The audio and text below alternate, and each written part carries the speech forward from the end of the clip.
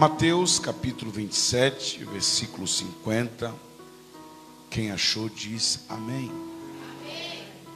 Amém. Eis que Jesus, clamando outra vez, com grande voz, entregou o Espírito. E o véu do santuário se rasgou em duas partes, de alto a baixo. A terra tremeu e fenderam-se as rochas. O centurião e os que com ele guardavam a Jesus, vendo o terremoto e tudo o que se passava, ficaram possuídos de grande temor e disseram: verdadeiramente, este era o Filho de Deus. Poder sentar. Jesus inicia o seu ministério aos 30 anos de idade.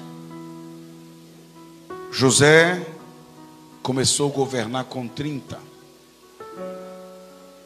Davi começou a reinar com 30. Ezequiel foi chamado ao ministério profético com 30. O ministério sacerdotal iniciava-se aos 30. E aos 30 Jesus iniciou o seu ministério. Não há nenhum espaço de tempo entre a glória do seu batismo e a tentação do deserto. E quando Jesus sai daquelas águas, a Bíblia diz que os céus se abriram, o Espírito Santo pousou sobre ele, como uma pomba pousa no galho de uma oliveira, e ouviu-se uma voz dos altos céus que dizia: este é o meu filho, este é o meu filho amado, em quem me compraz. Ato contínuo, a filiação, ato contínuo, a unção do Espírito, e ato contínuo, o contentamento do Pai com o seu Filho. Jesus é levado ao deserto para ser tentado pelo diabo. Você é filho de Deus? Você tem a unção do Espírito? Deus está contente com você? Parabéns. O deserto te espera. O resultado da filiação, o resultado da unção e o resultado do testemunho do Pai foi o deserto. O mesmo Espírito que pousou sobre ele como uma pomba, na força de uma águia, o levou até o deserto para ser tentado pelo diabo.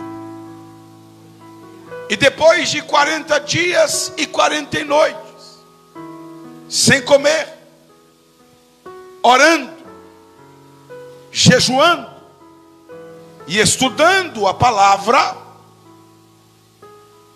o diabo apareceu para Jesus, disfarçado de anjo de luz. Porque depois de 40 dias de jejum e oração, o mínimo que você espere é que Deus vai mandar um anjo. Sim ou não? E de fato, depois que o diabo foi embora, Deus mandou o quê? Anjos para o servir. Quem jejua 40 dias e 40 noites, no mínimo, tem que receber da parte do Senhor um anjo. Ao cabo dos 40 dias, Satanás chega com Jesus, disfarçado de anjo, e pergunta: se tu és o Filho de Deus, me prova. Me dá uma prova de que tu és o Filho de Deus. Parabéns. 40 dias, hein? 40 dias sem comer. 40 dias orando, jejuando, meditando nas Escrituras, porque jejum não vem acompanhado de televisão. Jejum não vem acompanhado de filme. Jejum não vem acompanhado de nenhum prazer da carne. Jejum vem acompanhado de oração e leitura da palavra. Parabéns! 40 dias jejuando, orando e meditando na palavra. Você venceu. Você conseguiu. E o teu Pai me enviou a ti. Eu vim trazer a sua vitória. Eu vim trazer a sua... É Satanás falando.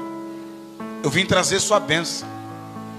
Eu vim trazer sua recompensa depois de 40 dias.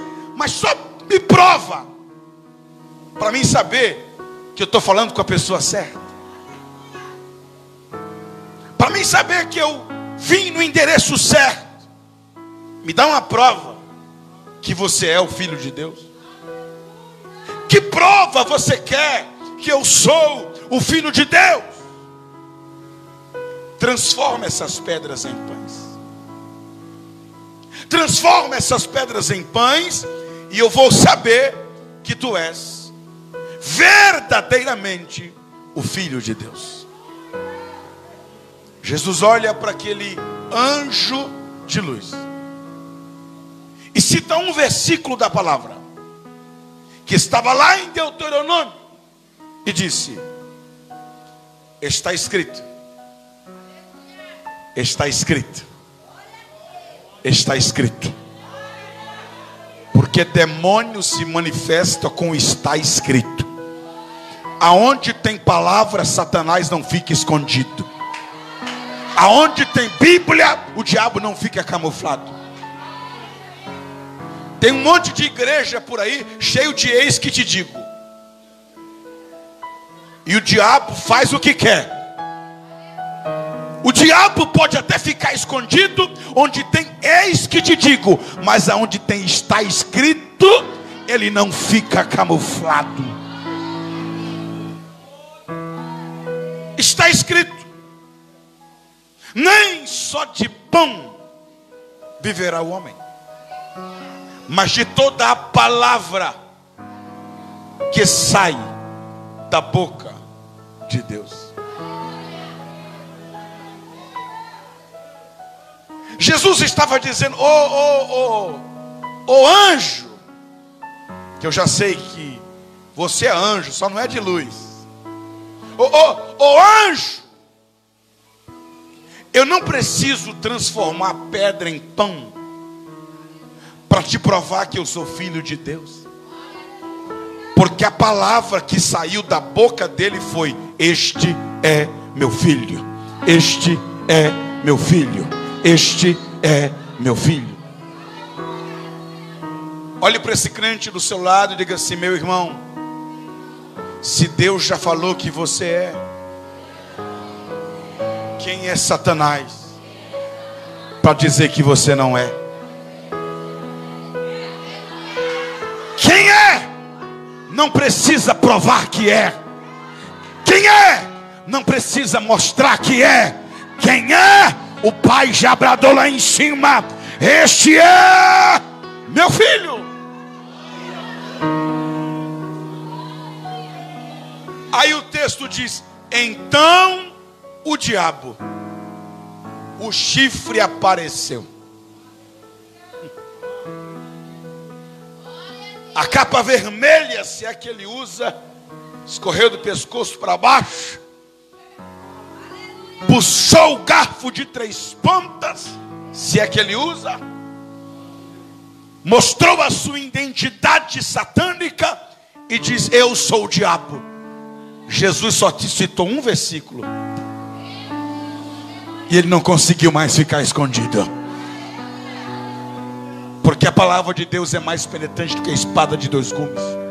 Vai até a divisão da alma e do espírito, separa juntas e medulas, está apta para discernir até pensamento, intenção do coração, e não há criatura que não se manifeste na sua presença.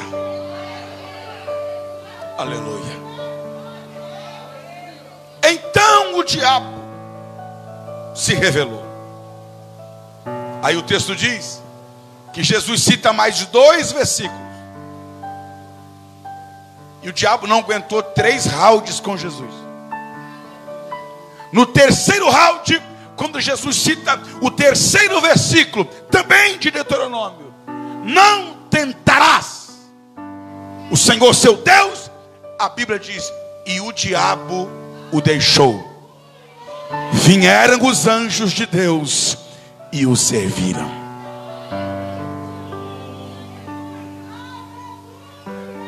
Certa vez, Jesus estava dentro de um barco, o barco dos discípulos. O balanço das ondas, o balanço das águas da navegação fez com que Jesus adormecesse. Quando Jesus adormeceu, o diabo disse: vamos aproveitar que Jesus está dormindo e vamos mandar uma tempestade. Porque tempestade que é Deus que manda, mas tem tempestade que é o diabo que manda, e tem tempestade que é você que entra nela porque você quer.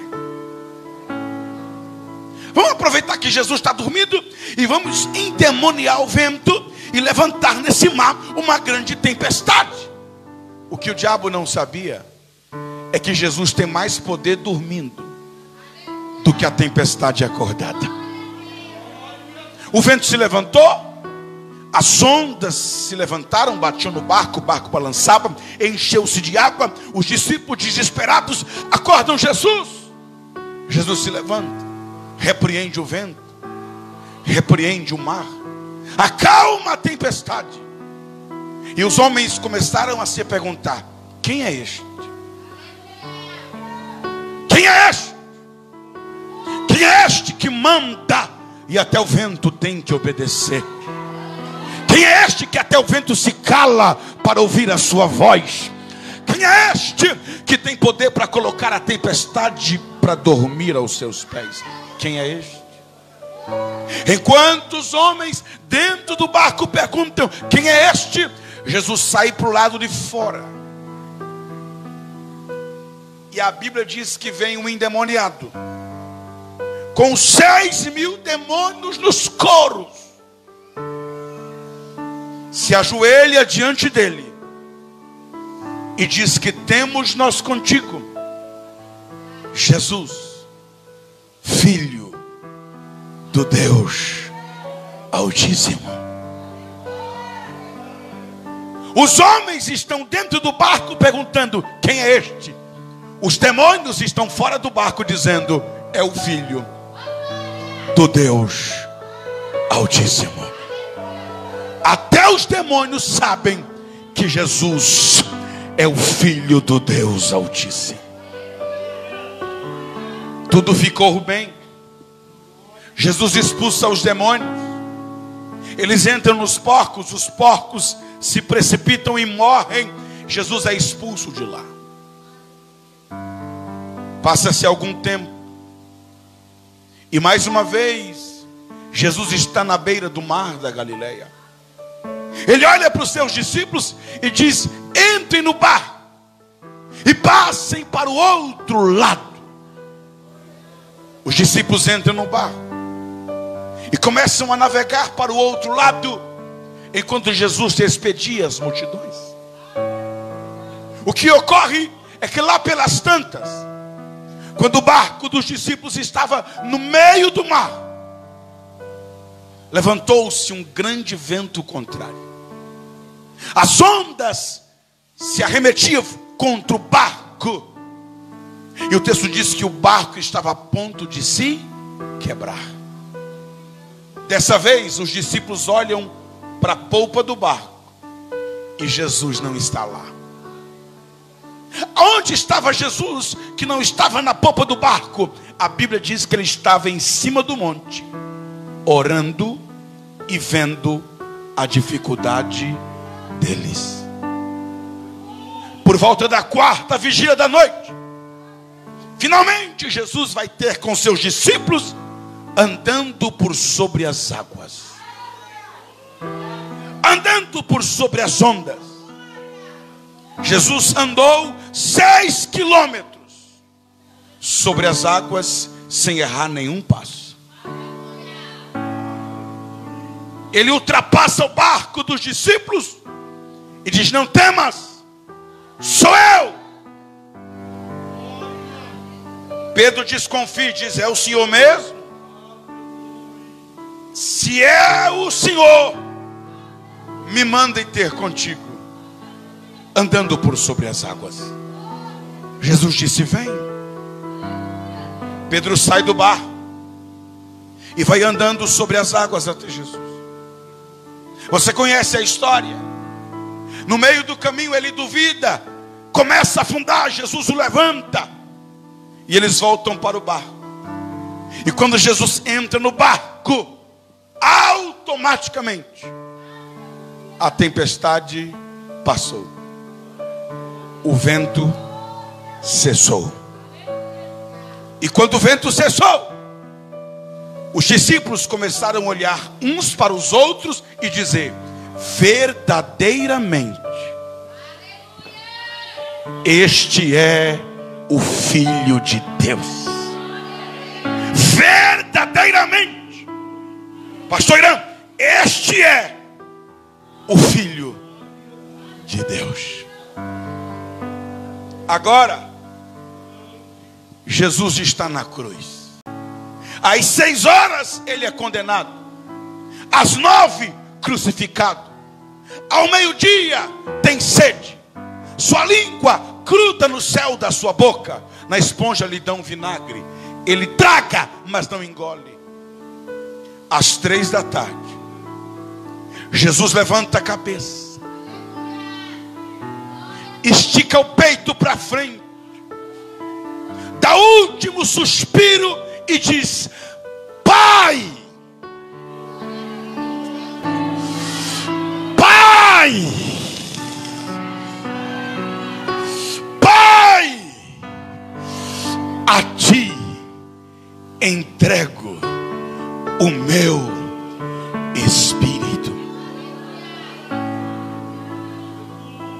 Quando ele disse: Pai, a ti entrego o meu espírito, ele morre. E quando ele morre, o véu do templo é rasgado de alto a baixo. Pergunte para o seu vizinho, diga assim: meu irmão, por que o véu se rasgou? Olhe para mim. Era costume judaico rasgar as vestes quando o filho morria. Vou repetir isso aqui. Era costume judaico os pais rasgarem as vestes em 2 partes quando recebiam a notícia da morte do seu filho. Em Gênesis 37, quando os irmãos de José adentram na sala do velho Jacó, com a túnica de José rasgada e manchada de sangue de cabrito, e mentindo para Jacó, dizem: certamente uma besta fera devorou o seu filho José. A Bíblia diz que Jacó fez o quê? Rasgou as suas vestes. Por que ele rasgou as vestes? Porque o filho dele havia morrido. É claro que era uma mentira, mas ele não sabia. E ao receber a notícia: José, seu filho, está morto, E aqui está a prova. Ele rasga as vestes, como quem diz: o meu filho morreu. Lembra-te de Jó, quando o quarto mensageiro chega com Jó e diz: Jó, comiam e bebiam os seus filhos na casa do primogênito, quando veio um vento do deserto, deu nos 4 cantos da casa, a casa caiu, todos os seus filhos morreram, e só eu escapei para trazer a nova. Jó fez o quê? Rasgou as suas vestes e disse: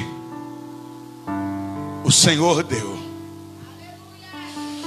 o Senhor tomou, bendito seja o seu nome. Era costume judaico, quando o filho morria, o pai fazia o quê? Rasgava. Está Jesus na cruz. Alguém entendeu? E se entendeu, já pode começar a glorificar. Lá está Jesus na cruz. E quando ele diz: Pai, e os soldados estão dizendo: que blasfêmia chamar Deus de Pai, que falta de respeito chamar Deus de Pai. Porque a maior bronca dos judeus era que Jesus chamava Deus de Pai. Que negócio é esse dele chamar Deus de Pai? Aí ele na cruz diz: Pai, a ti entrego o meu espírito. O espírito sai, a alma sai junto, a cabeça tomba no peito. E quando Jesus morre, o véu do templo é rasgado de cima para baixo, de cima para baixo, de cima para baixo. Por que de cima para baixo e não de baixo para cima? É porque quem rasgou não foi o homem, quem rasgou foi Deus.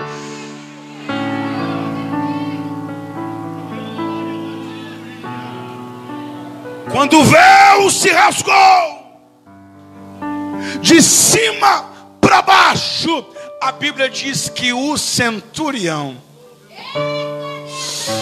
e os soldados que guardavam a Jesus disseram: verdadeiramente, este era o Filho de Deus. Por quê? Porque o pai dele acabou de rasgar as vestes.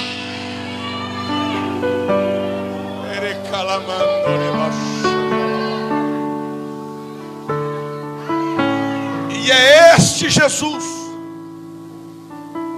o Filho de Deus,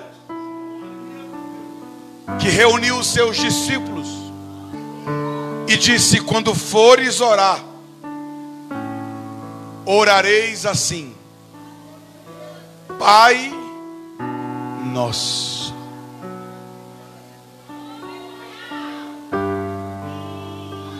Pai nosso. Não, ele não disse Pai meu, ele disse Pai nosso. Jesus estava dizendo: eu sou filho de Deus,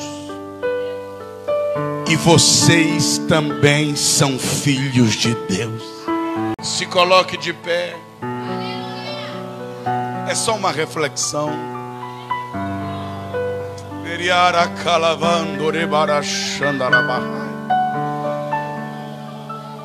Verdadeiramente, este era o Filho de Deus.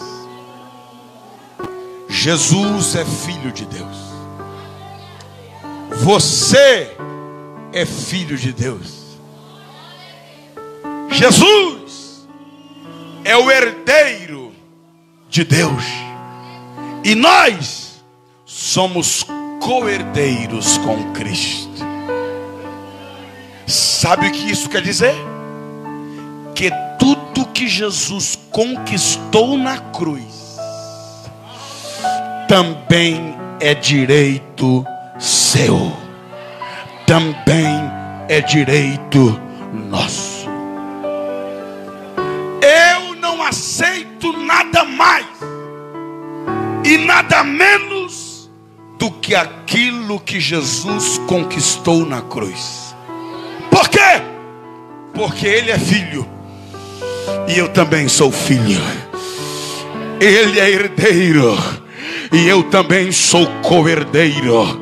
Porque a Bíblia diz que Ele veio para os que eram seus, mas os seus não o aceitaram.